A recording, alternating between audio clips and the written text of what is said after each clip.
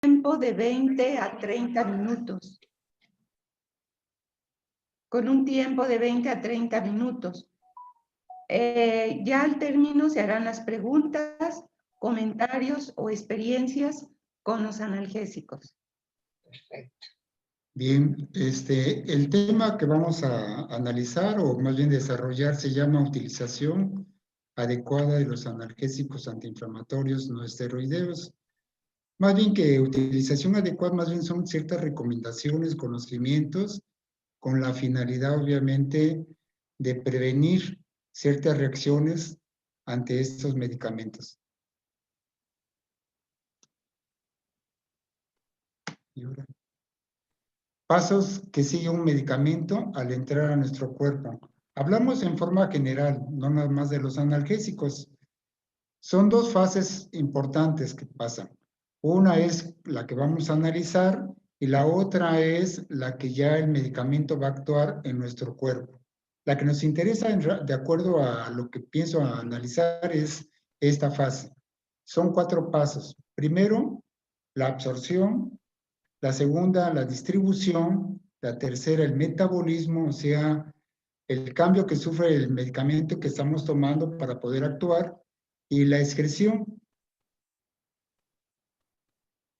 Pero aquí lo importante es estos cambios fisiológicos con la edad, independientemente que tengamos o no tengamos algún tipo de padecimiento, simplemente por la edad.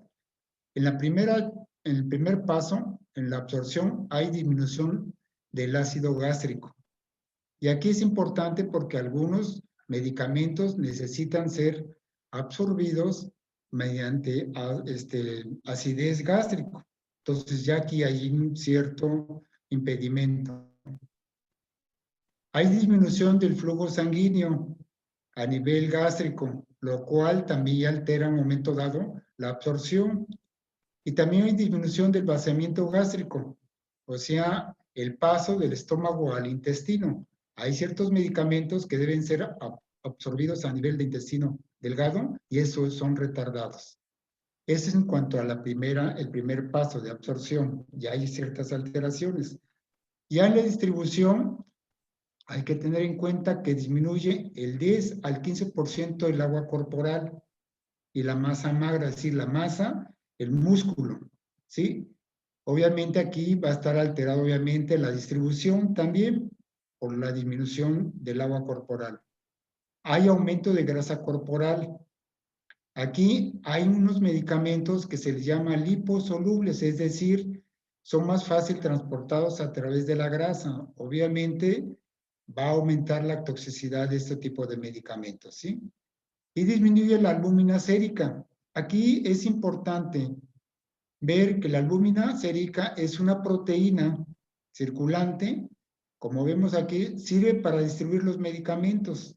Aquí hago hincapié porque el 90 o el 95% de los analgésicos antiinflamatorios no esteroideos se unen a estas proteínas para poder en un momento dado ser llevados al hígado y ser metabolizados.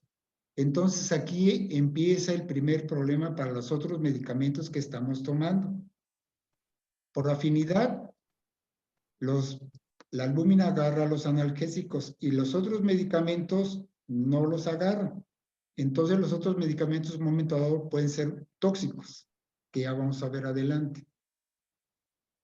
El tercer paso, que es el metabolismo, esa es la transformación del medicamento original en sustancias que van a actuar en nuestro cuerpo. Obviamente va a estar alterado porque ya hay disminución de la función hepática y las enzimas. Aquí no quise entrar mucho detalle, pero hay enzimas también que son específicas para ciertos medicamentos y entran en cierta competencia los analgésicos con esos medicamentos, ¿sí? Y la última etapa o el último paso es la excreción, que es a través del riñón principalmente. Aquí ya hay, desde a partir de los 30 años, empezamos a tener ya un poquito de deficiencia renal. Ya a los 60 años ya hay un 30% de deficiencia en cuanto al filtrado glomerular, independientemente que estemos enfermos o no, simplemente por la edad. Obviamente, si no hay excreción adecuada, el medicamento permanece más tiempo, ¿sí? Aquí es importante, por eso siempre recalco que en los pacientes adultos no se les debe dar las dosis normales que indica la farmacéutica a un adulto joven. Por esto, porque se va acumulando el medicamento, no se filtra en forma adecuada, se acumula. Si a las 8 horas di un medicamento, ya no se excretó en forma adecuada, se acumula. Doy otra vez el mismo medicamento a las 8 horas, aumenta la cantidad que deberíamos de esperar y eso puede ser tóxico. Los analgésicos antiinflamatorios no esteroideos los abreviamos así como AINES, así los conocemos, ¿sí? La A es analgésico y inflamatorio, no, pues no, y es esteroideos. Como sabemos, son medicamentos que ayudan a quitar el dolor, desinflaman y bajan la calentura o la hipertemperatura, ¿sí? Por su acción, son los más utilizados en el mundo, principalmente por el dolor. Sin embargo, como todo medicamento, se debe valorar el riesgo al quien lo toma como paciente ante cualquier efecto adverso, ¿sí? La forma como actúan, fíjense bien, aquí es importante, cómo actúan los analgésicos antiinflamatorios no esteroideos, van a inhibir, van a bloquear enzimas. Esas enzimas sirven para producir otras sustancias que se llama prostaglandina. Esa prostaglandina es la que favorece la inflamación. Obviamente que si el medicamento analgésico antiinflamatorio inhibe indirectamente la prostaglandina, que es la que produce la inflamación, pues se va a quitar el dolor y la inflamación. Pero, desgraciadamente, por esa acción benéfica que usan los analgésicos antiinflamatorios, eso es una causa de las reacciones adversas de estos productos. Y un ejemplo muy sencillo, no vamos a entrar en mucho detalle porque los puedo confundir, pero por ejemplo, al inhibir los antiinflamatorios analgésicos, al inhibir estas sustancias o esas enzimas que son también necesarias para nuestro cuerpo, por ejemplo, a nivel de estómago, esas enzimas producen mayor cantidad de moco y el moco obviamente protege al estómago. Al inhibirlos, obviamente hace más sensible a esa mucosa y produce más daño. Bien, ¿cuál es el objetivo? Proporcionar recomendaciones para el uso de los AINES antiinflamatorios analgésicos no esteroideos en el manejo del dolor agudo y crónico de intensidad leve a moderada. De acuerdo a la intensidad puede ser leve a moderada o muy intenso, en la cual aquí prácticamente los analgésicos antiinflamatorios no esteroideos no tienen mucha buena función. Bueno, aunque el tema no es dolor, pero sí está relacionado porque son analgésicos. Entonces, ¿qué es el dolor agudo? Es una sensación desagradable, tanto física como mentalmente o emocional, que aparece inmediatamente después de una lesión tisular, o sea, de nuestro tejido, casi siempre en el sitio de la lesión, pero que va a desaparecer una vez que desaparece una vez que se quita el factor que está produciendo la lesión. Y dolor crónico es una sensación también desagradable, física y emocional, que persiste al menos un mes, aún después de desaparecer la lesión, ¿sí?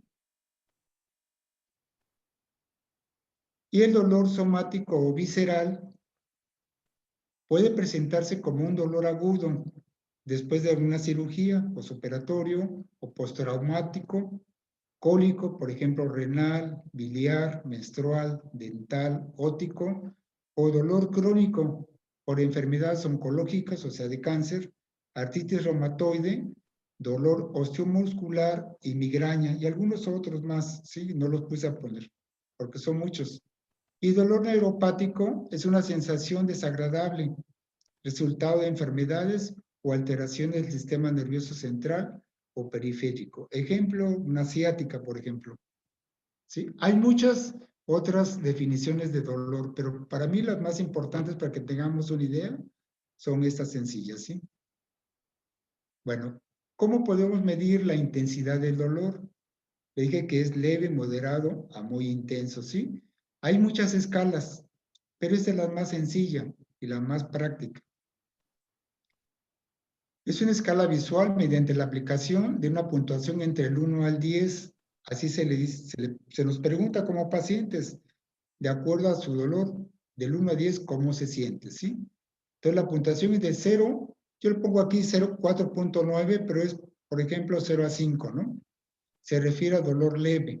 La puntuación de 5 a 7 o 8, dolor moderado, y la puntuación de 8 a 10, dolor severo. Y eso nos da más o menos una idea. Bien. Y en cuanto realmente los analgésicos antiinflamatorios no esteroideos, aquí no sé si hay algún tipo de pregunta al rato, pero ¿por qué no esteroideos? Porque hay que son los esteroides, que son los corticoides en un momento dado, que son también antiinflamatorios muy potentes, pero un momento dado traen más reacciones que los que estamos mencionando, ¿sí? Entonces, reacciones secundarias, ¿qué entendemos por una reacción secundaria o efecto secundario o toxicidad? Es algún momento dado no deseable, desagradable, dado por algún medicamento en la cual debemos actuar quitando ese medicamento o disminuyéndolo, ¿sí? Entonces, de las reacciones secundarias son varias, como aquí están anotadas, gastrointestinales, sobre todo, ¿a quienes nos van a dar? Sobre todo si tenemos antecedentes de enfermedades gastrointestinales o somos mayor, 60 años o más de edad, ya simplemente por la edad, consumimos alcohol y tabaco. Entre esas manifestaciones gastrointestinales son variables, las más frecuentes, erutos, agruras, acidías, dolor, ardor retroesternal, ardor epigástrico o a nivel de estómago, que le llamamos boca del estómago, y ya más intenso, pues un problema de úlceras, úlcera gástrica, ¿sí? Entonces, si somos hipertensos o tenemos alguna enfermedad cardiológica, por ejemplo, una angina inestable o antecedentes de un infarto o una enfermedad, accidente cerebrovascular ya preexistente, se puede complicar con el problema cardiovascular, es decir, se acentúa más la hipertensión arterial, puede haber acentuarse esa angina o bien desarrollarse un problema de infarto o un accidente vascular cerebral, ¿sí? En los renales, si tenemos antecedentes de enfermedad renal, una insuficiencia cardíaca o diabéticos, obviamente se puede desencadenar una insuficiencia renal aguda. Y hepáticos, antecedentes de enfermedad hepática y consumo de alcohol, también puede desarrollarse un problema de insuficiencia hepática o bien una cirrosis. Obviamente si estamos tomando medicamentos en forma crónica o muy prolongada, ¿sí? Reacciones alérgicas nos puede dar a cualquier medicamento. Sobre todo si los antecedentes de aspirinas o algún otro tipo de analgésicos antiinflamatorios, y sobre todo pacientes que tienen antecedentes de asma pueden sufrir ataques agudos de asma, sobre todo con la aspirina, ¿sí? Y ya la última que sí quiero hacer un poquito hincapié, que esto nos interesa más, en los adultos mayores, aunque no estemos enfermos del corazón, de la presión, del riñón, no seamos diabéticos, ni tengamos problemas hepáticos, no debemos consumir estos medicamentos que es la indometacina, el ketorolaco, ácido mefenámico, naproxeno, piroxicam, ¿sí? Porque son bastante nocivos para nuestro cuerpo, por los antecedentes que ya vimos en el desarrollo fisiológico normal del envejecimiento. Ahora, ¿cómo podemos evitar esto? Estas reacciones secundarias. Está en nuestras manos, obviamente, no automedicarnos. Y un momento dado, hacer caso realmente lo que nos está indicando el médico, o sea, el horario que lo estamos tomando, cada cuándo, la dosis que vamos a tomar y el tiempo que lo vamos a tomar. Si llegamos a tener alguna molestia, inmediatamente suspenderlo y hablarle al médico. Obviamente, si el médico no se encuentra por X causa, ahorita por la pandemia, no está dando consulta, en fin, lo que ustedes quieran, bajar la dosis, bajar la dosis. Y obviamente, si es más, pues quitarla. Yo siempre les recomiendo lo siguiente. Como ya la persona de tercera edad toma bastantes medicamentos, lo que le llamamos polifarmacia, y a veces debe ser una polifarmacia controlada, obviamente se le agrega algún tipo de medicamento nuevo, llámese cualquier analgésico o algún otro tipo de medicamento, y a las horas o al día empieza a tener alguna molestia que no había tenido, obviamente hay que pensar que es ese medicamento nuevo que está dando el problema. ¿Qué hay que hacer? Suspenderlo, obviamente, y notificarlo al médico, ¿sí? Ahora, otro punto. Si estamos tomando analgésico antiinflamatorio, no debemos tomar alcohol. Y si los tomamos, se hace recomendación de tomarlo con lechita o con un tipo de alimento, ¿sí? Bueno, eso es lo que podemos dar ciertas recomendaciones para evitar reacciones secundarias. Obviamente, no combinar analgésicos, porque muchas veces, a veces vienen con nombres comerciales. Nos estamos tomando algún tipo de medicamento que nos mandaron médicamente, pero la comadre, en fin, la vecina, dice, mira, este es mejor, te lo puedes tomar, y se toman los dos, y eso puede ser perjudicial, ¿sí? Bueno, vamos a ver interacciones medicamentosas de los AINES, o sea, de los analgésicos antiinflamatorios no esteroideos. ¿Qué es una interacción? La interacción medicamentosa es cuando es modificado un medicamento por otro, ¿sí? Puede aumentar un momento dado su eficacia, o aumenta su acción, o disminuirla. Pero no es nada más un medicamento, pueden ser incluso los alimentos, ciertos alimentos, o incluso herbolarios, o otras sustancias químicas, un momento dado que estamos ingiriendo, tés, por ejemplo, un momento dado puede intensificar la acción de ciertos medicamentos o inhibirlas. Y aquí les puse algunos, ¿sí? Si estamos tomando analgésicos antiinflamatorios, se va a disminuir la eficacia de ciertos antihipertensivos, sobre todo el captopril, enalapril, ¿sí? El metoprolol, el propanolol, son los principales que disminuyen su eficacia. No todos los antihipertensivos, hago hincapié. Diuréticos, por ejemplo, la furosemida. Y las tiazidas, que le llamamos también. Eso hace que se eleve la presión arterial, porque al disminuir la eficacia, esos antihipertensivos obviamente se eleva la presión arterial. Se ha visto que se eleva de 5 a 6 milímetros de mercurio. Si eso continúa por un año o más tiempo, el riesgo es alto de sufrir un infarto o una embolia cerebral. Entonces hay que tenerlo en cuenta, ¿sí? Entonces, ¿qué hay que hacer un momento dado? Si ya tenemos ese conocimiento, hay que estarnos checando la presión. En un momento dado, si no estás en forma adecuada, pues hay que aumentar un momento dado el antihipertensivo. Si es necesario seguir tomando los medicamentos, los AINES. Bueno, otro punto es sangrado gastrointestinal cuando se combina con anticoagulantes como la warfarina o corticosteroides. ¿Qué hay que hacer aquí? Un momento dado, pues no hacerlo, precisamente pues, si es necesario la warfarina o algún otro anticoagulante, pues no utilizarlos con ciertos aires, tomar otras medidas, ¿sí? Aumenta la toxicidad si estamos tomando litio, que sirve para la depresión, el metotrexate, que utiliza problemas de la artritis reumatoide y problemas de cáncer, y la digoxina para una insuficiencia cardíaca. Hay que estarlo checando un momento dado. Si es necesario, bajar las dosis de estos medicamentos si es que estamos tomando los AINES. Aumenta la acción de la metformina con reacción de hipoglucemia. Esto también es importante. Si estamos tomando la metformina y los analgésicos, hay que estarnos checando también la glucosa. Puede ser un momento dado que no esté funcionando bien la metformina y hay que aumentar un poquito la dosis, ¿sí?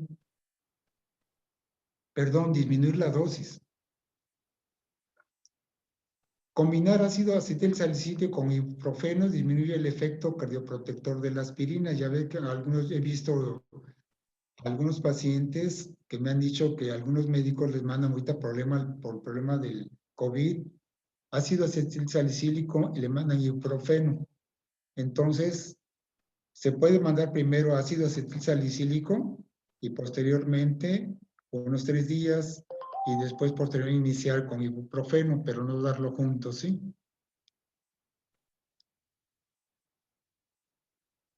Y ya, por último, vamos a evaluar el riesgo-beneficio y la toma de decisión que vamos a tomar en un momento dado, ¿sí? Los AINES hay que tener presente esto, los AINES tienen únicamente la acción sintomática, o sea, es decir, nos van a quitar nada más el dolor, la inflamación, pero no nos va a modificar un momento dado el factor que está produciendo nuestro problema, ¿sí? Entonces, hay que valorar eso, ¿sí? No hay diferencias importantes en la eficacia clínica entre los AINES, aunque hay muchos más caros y salgan muy novedosos, no se ha visto gran diferencia, pero sí se ha visto diferencia en cuanto a toxicidad, sí puede haber gran diferencia, ¿sí? Entonces hay que tomar en cuenta eso.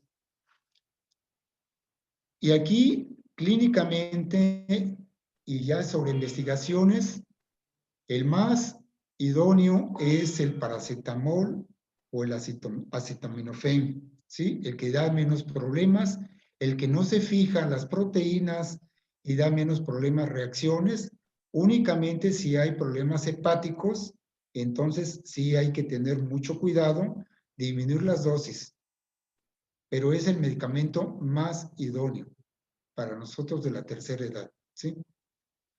Se recomienda iniciar tratamiento con AINES ante el dolor leve o moderado de origen visceral, y aquí entraría obviamente el paracetamol, ¿sí? Tener en cuenta que podemos tomarlo hasta 4 gramos por día máximo.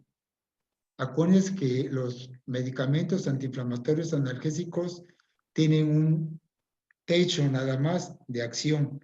Aunque tomemos más de lo que está recomendado, no nos va a servir. Al contrario, nos puede perjudicar, ¿sí? Entonces, el paracetamol, máximo 4 gramos al día se pueden tomar, ¿sí? Ahora, ¿por qué tiempo? Porque se puede preguntar qué tiempo, dependiendo del cuadro, que es importante ya como médico, pero sí, para estar tranquilos podemos tomarlo hasta 2 semanas o 3 semanas, dependiendo, llevando un momento adecuado, pero siempre con adiestramiento del médico que nos lo está mandando, ¿sí? Eso es para que ustedes estén tranquilos, ¿sí? Cuando el acetaminofén no controla el dolor, se recomienda algún otro medicamento analgésico antiinflamatorio menos tóxico. Aquí les recomendaría un momento dado que le llamamos nosotros médicamente los de acción corta, como por ejemplo el ibuprofeno, ¿sí? El meloxicam. Otro medicamento es el diclofenaco, pero no el de acción prolongada, porque hay un diclofenaco de acción prolongada que se toma cada 24 horas, no. Uno que se toma cada 12 horas, el que tiene menos acción prolongada, ¿sí?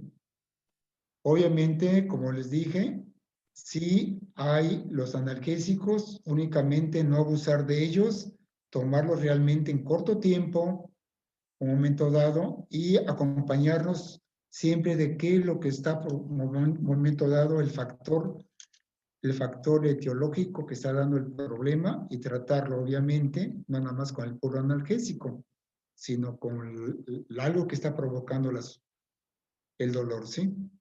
Bueno, con esto termino. No sé si hay algún tipo de pregunta, comentarios o experiencia en cuanto ustedes tengan en cuanto al manejo del dolor, que hayan tomado algún analgésico, les haya hecho efecto bueno o malo. A lo mejor hay gente que toma medicamentos en forma, bueno, yo me acuerdo en el Seguro Social, que iban, ya les decía yo a mis pacientes, ya tráiganse mejor un carrito, ponemos como un súper, van a agarrar ustedes nada más por un naproxeno, porque en aquel entonces por un naproxeno, diclofenaco. Y obviamente hacíamos cierta chascarrillo, un momento dado, quieren su meloxicam, quieren su gel hidróxido de aluminio para proteger su estómago. Pero obviamente, o es culpa de uno como médico de cómo deben uno orientarlos, ¿sí? Orientarlos en cuanto al manejo de este tipo de medicamentos, que ya a cierta edad, como estamos viendo, sí nos produce en un momento dado más lesión que beneficio. Bueno, comentarios, no hay comentarios. ¿Qué tan beneficioso es o útil usar la asociación de dos antiinflamatorios? Por ejemplo, hay presentaciones comerciales donde viene el paracetamol junto con el naproxeno, por ejemplo, ¿sí? Okay. ¿Qué tan beneficioso es? Sí, ok, sí, se me olvidó decirles que bueno que hiciste la pregunta, Eduardo. Acuérdense que el paracetamol tiene acción analgésica y antitérmica, o sea, para la temperatura, pero es muy poquito el antiinflamatorio. Entonces, por eso los medios comerciales asocian el naproxeno, que es bastante muy bueno como antiinflamatorio, pero bastante agresivo al estómago, bastante agresivo. Entonces, recomiendo a un momento dado tomarlos con algún tipo de alimento o un poquito de leche y en poco tiempo. O sea, un día, 2 días, 3 días máximo y ya no más. Sí, es bueno, claro que sí. Lo que he Doctor, visto, perdón. sí, Por adelante. ejemplo, ¿qué experiencia hay con el Tradol, doctor? Tradol. Eso es, Para... eso es.